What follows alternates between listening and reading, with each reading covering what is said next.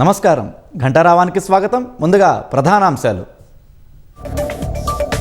ఇవాళ రైతు భరోసా నిధుల విడుదల చేయనున్న సీఎం. 10 రోజుల్లో అందించాలని సర్కారు నిర్ణయం.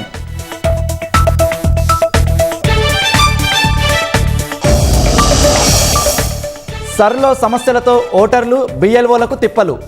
ఎన్యూమరేషన్ ఫారాల పంపిణీ సహా నింపడంలో ఇబ్బందులు.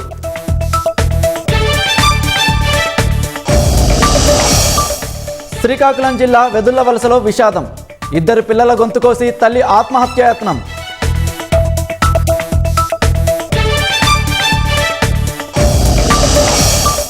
రెండు 2028 నుంచి ఢిల్లీలో పెట్రోల్ బైక్లకు స్వస్తి.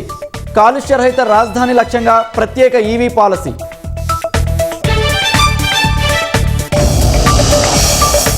అమెరికా ఇరాన్ మధ్య చర్చల్లో ప్రతిష్టంభన.